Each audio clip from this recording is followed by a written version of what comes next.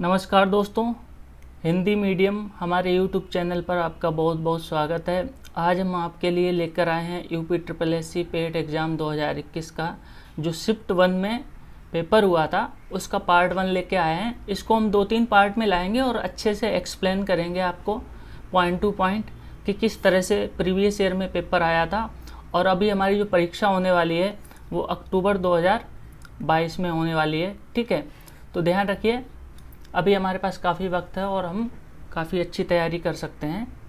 तो देर ना करते हुए शुरू करते हैं। तो पहला प्रश्न है, भारत में शासन करने वाले दिए गए शासकों का सही क्रम क्या है। ठीक है, तो देख लेते हैं शेरशाह सूरी, अकबर, अलाउद्दीन खिलजी और इल्तुतमिश। तो दोस्तों शेरशाह सूरी का जो शासनकाल है वो 1540 से 1545। ठीक है, जब हुमायूं को हरा देता है शेरशाह सूरी 2 युद्धों में, एक तो चौसा की लड़ाई थी, दूसरा बेलग्राम कन्नौज का युद्ध होता है। तो यहाँ पर शेरशाह सूरी का राज्याभिषेक होता है और 5 साल तक शासन करता है।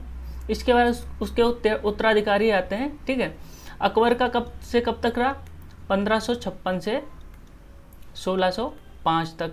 ठीक है, अलाउद्दीन खिलजी 1296 से 1316 तक। ठीक है, इल्तुतमिश गुलाम वंश का शासक था और ये आता है आपका कुतुबुद्दीन ऐबक के बाद। ठीक है, इसका शासनकाल रहता है 1211 से 36 तक। ठीक है, तो देख लीजिए कि किस तरह से ये क्रम है।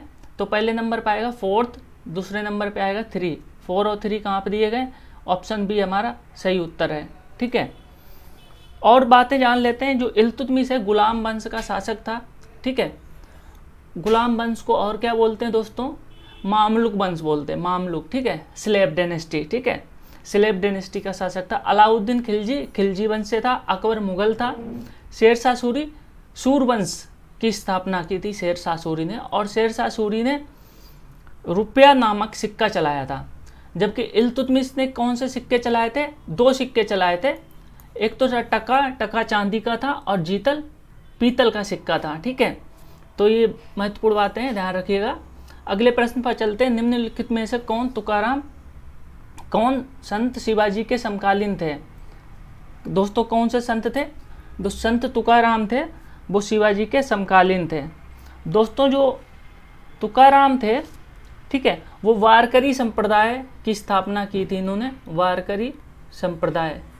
ठीक है, वारकरी संप्रदाय की स्थापना करी थी और ये भक्ति परंपरा के बहुत ही महत्वपूर्ण कवि माने जाते हैं और उनका जन्म स्थान कहाँ पे, महाराष्ट्र में। ठीक है, फिर महाप्रभु चैतन्य ये हमारे दक्षिण भारत से आते हैं, ये भी भक्त परंपरा के कवि थे, भक्ति काल। ठीक है, इनका जो काल है वो 15वीं शताब्दी माना जाता है, 15वीं शताब्दी। ठीक है, और ये वैष्णव संत थे। क्या थे, वैष्णव संत थे, वैष्णव संत थे। फिर आते नामदेव। दोस्तों जो नामदेव थे वो उनका भी जन्म स्थान कहाँ माना जाता है, महाराष्ट्र में जन्मे थे। और ये कबीर से 100-150 साल पहले के संत हैं। ठीक है, ध्यान रखिएगा, ये 13वीं शताब्दी के संत हैं, 13वीं शताब्दी के संत हैं। फिर आते हैं आदिगुरु शंकराचार्य, जो अद्वैतवाद के प्रतिपादक हैं, अद्वैतवाद। ठीक है, अद्वैतवाद के प्रतिपादक हमारे शंकराचार्य जी, जिन्होंने 4 मठों की स्थापना की थी, 4 मठों, वेदांत मठ, आपका गोवर्धन मठ हो गया, आपका शारदा मठ हो गया और एक ज्योतिषपीठ। ठीक है, तो ये 4 मठों की स्थापना की थी। तो देख लीजिएगा इस तरह से क्वेश्चन बनेंगे, हो सकता है इस बार कुछ घुमा फिरा के क्वेश्चन पूछ ले, तो सारे पॉइंट को ध्यान में रखने की जरूरत है। अगले प्रश्न पर बात कर लेते हैं। बंगाल का प्रथम गवर्नर जनरल कौन था। दोस्तों जब 1765 की जो लड़ाई हुई थी, आपका बक्सर का युद्ध हुआ, इलाहाबाद की संधि हुई, तो अंग्रेजों को क्या मिला, बंगाल, बिहार और उड़ीसा की दीवानी मिल गई। तो बंगाल का प्रथम गवर्नर कौन बना, लॉर्ड क्लाइव। ठीक है, लॉर्ड क्लाइव बंगाल का प्रथम गवर्नर बना। लेकिन इसके बाद वॉरेन हेस्टिंग को लाया जाता है और बंगाल का प्रथम गवर्नर बनता है। ठीक है, वॉरेन हेस्टिंग।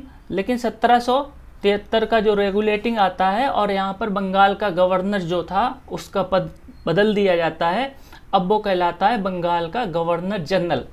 तो बंगाल के प्रथम गवर्नर जनरल की बात करें तो हमारा ये सही उत्तर है, यानी कि बी हमारा सही उत्तर है, लॉर्ड वारेन हेस्टिंग। दोस्तों बाकियों के बारे में बात कर ले। लॉर्ड लिटन बहुत ही विवादास्पद गवर्नर था, ठीक है।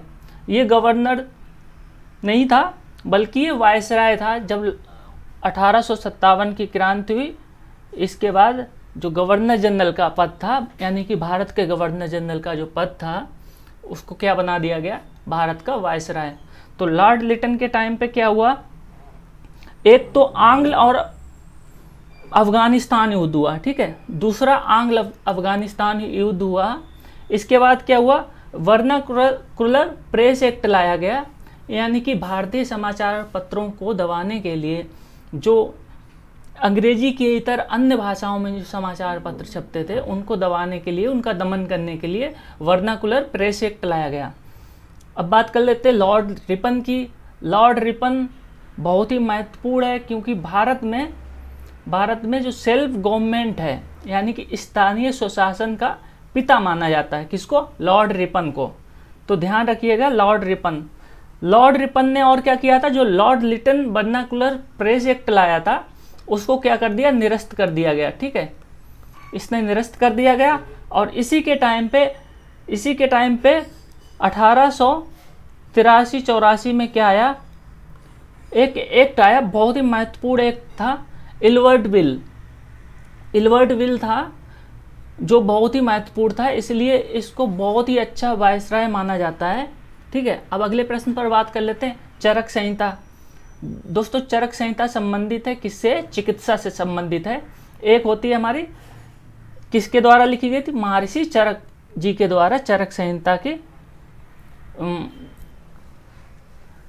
संहिता की क्या की गई थी, लिखा गया था इनको, ठीक है। तो महर्षि चरक हो गए। दूसरे क्या हो गए, हमारे सुश्रुत। जो सुश्रुत संहिता थी वो महर्षि सुश्रुत के द्वारा लिखी गई थी। तो ये किसका ग्रंथ है, चिकित्सा का ग्रंथ है, ठीक है। अब अगली बात कर लेते हैं अगले प्रश्न पर, निम्नलिखित में से कौन सा सुमेलित नहीं है, कौन सा जोड़ा सुमेलित नहीं है। तो दोस्तों जो कलिंग का युद्ध हुआ था 261 ईसा पूर्व, ध्यान रखिए BC लिखा है यहाँ पे, ईसा पूर्व है, ठीक है। और शक संवत की शुरुआत कब हुई, 78 ईस्वी में शक संवत की शुरुआत। कलिंग युद्ध अशोक के टाइम पे लड़ा गया, ठीक है। और यहीं पर अशोक का जो युद्ध से मोहभंग हो जाता है और वो धम्म का प्रतिपादन करता है, धम्म का रास्ता यानी कि धर्म का रास्ता अपनाता है, ठीक है। फिर आता है शक संवत की शुरुआत कब होती है, 78 ईस्वी में, ठीक है। इस समय कुषाण शासक था, कौन था, कनिष्क, ठीक है। कनिष्क के शासनकाल में शक संवत की शुरुआत होती है और यहीं पर बौद्ध धर्म की चौथी संगीति होती है, यानी चौथी बैठक होती है। और यहाँ पर बौद्ध धर्म 2 पार्ट में डिवाइड हो जाता है, एक तो महायान, ठीक है, और दूसरा हीनयान, ठीक है, ध्यान रखिएगा, ये होता है, ठीक है। इसके बाद क्या होता है, मुस्लिम युग की शुरुआत 622 ईसा पूर्व में मानी जाती है, ठीक है। मोहम्मद पैगंबर के साथ बाद में क्या हुआ, जो खलीफा थे वो हमारे क्या हो गए, राजनीतिक गुरु भी हो गए। पहले क्या थे, धार्मिक गुरु थे, अब वो राजनीतिक व्यक्ति भी बन गया खलीफा का पद, इसलिए यहाँ पे मुस्लिम युग की शुरुआत मानी जाती है। दोस्तों भारत में पहला जो आक्रमण हुआ था वो 712 ईस्वी में मोहम्मद बिन कासिम ने किया था, कहाँ पर, सिंध में। पहला आक्रमण 712 ईस्वी में सिंध पर माना जाता है। अब बात कर लेते हैं डी ऑप्शन की, औरंगजेब की मृत्यु कब हुई। दोस्तों 1709 नहीं है, 1707 है, 1707 ईस्वी में औरंगजेब की मृत्यु होती है। तो हमारा ये जो डी ऑप्शन है वो सुमेलित नहीं है। अब आगे बात कर लेते हैं, इनमें से किसे भारत के ग्रैंड ओल्ड मैन के नाम से जाना जाता है। तो इसका उत्तर दादा भाई नौरोजी, ठीक है, दादा भाई नौरोजी, ध्यान रखिएगा, इनको ग्रैंड ओल्ड मैन के नाम से जाना जाता है। दादा भाई नौरोजी जो थे वो यूके में हाउस ऑफ कॉमन्स में चुने गए थे, पहले व्यक्ति थे जो हाउस ऑफ कॉमन्स में संसद के रूप में चुना गया था, इनको ध्यान रखिए। और इनकी एक और पुस्तक है the poverty and un-British rule in India, ठीक है। जो WC बनर्जी थे इनके बारे में बात कर लेते हैं। व्योमेश चंद्र बनर्जी ये कांग्रेस के पहले सत्र के क्या थे, अध्यक्ष थे, ठीक है। अध्यक्ष थे, और दूसरे अध्यक्ष कौन थे? बदरुद्दीन तैयबजी, ठीक है। तीसरे अध्यक्ष दादाभाई नौरोजी। दादाभाई नौरोजी 3 बार कांग्रेस के अध्यक्ष रहे हैं। कब रहे हैं? 1886 यानी कि दूसरे अध्यक्ष थे, ठीक है। और ये पारसी समुदाय से आते थे। फिर 1893 में भी अध्यक्ष रहे हैं। इसके बाद 1906 का जो अधिवेशन था वहाँ भी ये अध्यक्ष रहे हैं। फिर आते हैं फिरोज शाह मेहता की बात कर लेते हैं। फिरोज शाह मेहता भी कांग्रेस के सदस्य थे और ये नरम दल के नेता थे। फिर आते हैं सुरेंद्र नाथ बनर्जी। सुरेंद्र नाथ बनर्जी भारतीय राष्ट्रीय संघ यानी कि इंडियन नेशनल एसोसिएशन के क्या थे? संस्थापक माने जाते हैं। इंडियन नेशनल एसोसिएशन के संस्थापक माने जाते हैं। और इसके बाद इनकी पार्टी का विलय हो जाता है कांग्रेस में, ठीक है। और ये कांग्रेस में चले जाते हैं, ध्यान रखिएगा। और कांग्रेस के संस्थापक सदस्यों में से इनका भी नाम आता है। अब आगे बात कर लेते हैं। प्रश्न नंबर हमारा 7 है, ठीक है। 1915-16 में किसके नेतृत्व में 2 होम रूल लीग की शुरुआत की गई? तो इसका उत्तर हमारा एनी बेसेंट और लोकमान्य तिलक, ये 2 ऐसे व्यक्ति थे जिनके नेतृत्व में होम रूल लीग की स्थापना की गई है या आंदोलन शुरू किया गया। दोस्तों, भारत में सुशासन के लिए ये आंदोलन शुरू किया गया था। सबसे पहले जो आंदोलन था वो एनी बेसेंट ने 1516 में शुरू किया था, ठीक है, 1915 में। और इसके बाद कुछ ही समय बाद 1-2 महीने बाद तिलक जी ने भी 1915-16 में आंदोलन शुरू किया, ठीक है। जो होम रूल लीग की जो स्थापना की थी, इसका जो एनी बेसेंट का जो मुख्यालय था वो मद्रास था, अभी वर्तमान में चेन्नई है, ठीक है। और जो तिलक जी की होम रूल लीग थी, इसका जो मुख्यालय था महाराष्ट्र में था, ठीक है, महाराष्ट्र में था, ध्यान रखिएगा, ठीक है। और ये जो एनी बेसेंट थी, ये भारतीय कांग्रेस के अधिवेशन की पहली अध्यक्ष थी। कांग्रेस की पहली महिला अध्यक्ष कौन थी? Annie Besant. अगर पूछा जाए कांग्रेस की पहली भारतीय महिला अध्यक्ष कौन थी, तो सरोजनी नायडू, ठीक है, ये ध्यान रखिएगा। अब बात कर लेते हैं अगले प्रश्न पर। प्रश्न नंबर 8, निम्न का मिलान कीजिए। देखिए, ब्रह्म समाज की स्थापना कब की गई? राजा राम मोहन राय द्वारा 1728 में ब्रह्म सभा के नाम से, ठीक है, जिसका बाद में नाम पड़ गया ब्रह्म समाज। रामकृष्ण मिशन की स्थापना किसने की? स्वामी विवेकानंद जी ने, ठीक है, स्वामी विवेकानंद जी ने, ध्यान रखिएगा। कब की थी? 97 में, 1897 में, ध्यान रखिएगा। फिर आते हैं आर्य समाज की स्थापना 1875 में दयानंद सरस्वती जी ने। फिर सत्यशोधक समाज की स्थापना ज्योतिबा फुले, ज्योतिबा या ज्योतिबा फुले भी इनको बोला जाता है।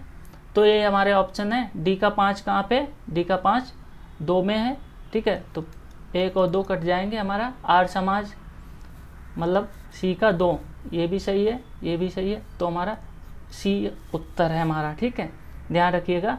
और सत्यशोधक समाज की स्थापना कब की गई थी? 1873 में, ध्यान रखिएगा।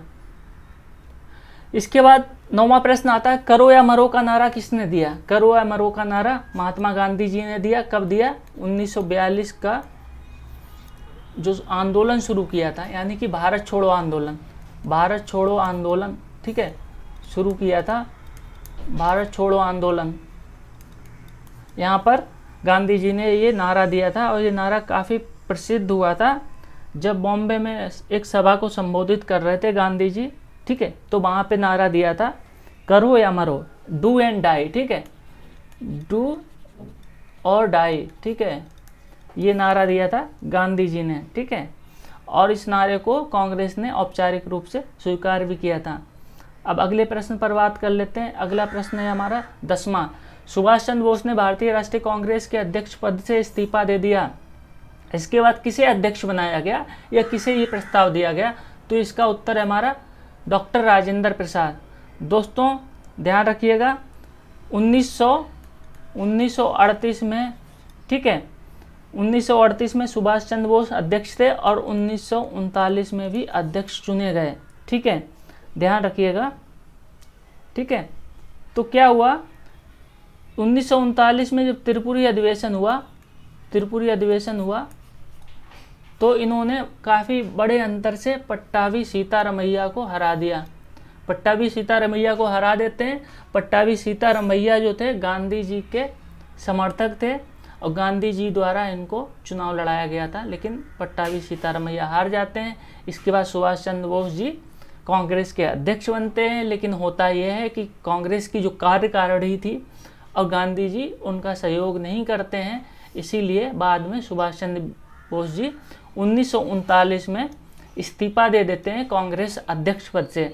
और इसके बाद 1939 में वो एक अपनी पार्टी की स्थापना करते हैं जिसको बोलते हैं फॉरवर्ड ब्लॉक। ठीक है, ध्यान रखिएगा, फॉरवर्ड ब्लॉक की स्थापना 1939 में की थी। जे.बी. कृपलानी जी की बात कर लेते हैं। जे.बी. कृपलानी जो थे 1947 में जो हमारा देश आज़ाद हुआ था उस समय कांग्रेस के अध्यक्ष थे। ये प्रश्न बनता है। ठीक है, अब आ जाते हैं ज्योग्राफी का प्रश्न है, प्रश्न नंबर 11। ठीक है, प्रश्न नंबर 11 है सलल पन बिजली परियोजना किस नदी पर है? तो इसका उत्तर है चिनाव नदी पर है। ठीक है, ध्यान रखिएगा, सलल पन बिजली योजना या Salal hydro electric power station. ठीक है, ध्यान रखिएगा, कहाँ पे? जम्मू एंड कश्मीर में है, जम्मू कश्मीर में है। ठीक है, राज्य कौन सा है? जम्मू एंड कश्मीर है। ठीक है, अब आगे बात कर लेते हैं बसंत विषुव। ठीक है, यानी कि वर्नल इक्विनॉक्स। ठीक है, कब होता है दोस्तों? कब होता है? जब हमारे दिन और रात बराबर होते हैं, और दिन और रात दो जगह बराबर होते हैं। एक तो 21 मार्च और कब बराबर होते हैं? 23 सितंबर। तो इनको याद रखने का तरीका क्या है? इनको अगर जोड़ेंगे तो ये क्या आएगा? 44, यानी कि 4-4। ठीक है, तो 4-4 ये बराबर हैं तो दिन और रात बराबर होंगे, यानी कि जो सूर्य की किरणें हैं वो भूमध्य रेखा पर सीधी पड़ती हैं। भूमध्य रेखा पर सूर्य की किरणें सीधी पड़ती हैं, ध्यान रखिएगा। तो बसंत की बात हो रही, बसंत की ऋतु कब आती? मार्च में। तो इसका उत्तर हमारा 21 मार्च को है। 23 सितंबर की बात करें तो यहाँ पे क्या होता है? शरद विषुव होता है। क्या? शरद विषुव। ठीक है, ध्यान रखिएगा, शरद विषुव होता है। अब एक चीज़ और आती है शीत अयनांत और ग्रीष्म अयनांत। ठीक है, शीत अयनांत जब होता है जब उत्तरी गोलार्ध में दिन सबसे छोटा होता है और रात सबसे बड़ी होती है, और यह आता है 22 दिसंबर को। इसको क्या बोलते हैं? शीत अयनांत। ठीक है, अयनांत, यानी कि इस समय क्या होता है? मकर रेखा पर सूर्य की किरणें सीधी पड़ती हैं। ठीक है, फिर आता हमारा ग्रीष्म अयनांत। ग्रीष्म अयनांत कब होता है? 21 जून को। कब? 21 जून को ग्रीष्म ऋतु होती है, और यहाँ पर क्या होता है? कर्क रेखा पर सूर्य की किरणें सीधी पड़ती हैं। ध्यान रखिएगा, कर्क रेखा पर सूर्य की किरणें सीधी पड़ती हैं, इसीलिए उत्तरी गोलार्ध में दिन सबसे बड़ा होता है। ठीक है, ध्यान रखिएगा, क्योंकि जो कर्क रेखा है वो उत्तरी गोलार्ध में और मकर रेखा जो है वो दक्षिणी गोलार्ध में। अब अगले प्रश्न पर बात कर लेते हैं। राजस्थान में खेतड़ी परियोजना किसके उत्पादन के लिए प्रसिद्ध है? दोस्तों, जो खेतड़ी परियोजना है या खेतड़ी वाला जो क्षेत्र है वो प्राचीन काल से ही प्रसिद्ध रहा है एक तत्व के लिए। कौन सा तत्व है? वो तांबा है। ठीक है, किसके लिए प्रसिद्ध है? तांबे के लिए। ठीक है, ये अरावली की तलहटी में है ये क्षेत्र, तो ये हमारा तांबे के लिए प्रसिद्ध है, कॉपर के लिए। ठीक है, ध्यान रखिएगा। फिर अगले प्रश्न पर बात कर लेते हैं। काजीरंगा राष्ट्रीय उद्यान स्थित है, कहाँ पर स्थित है दोस्तों?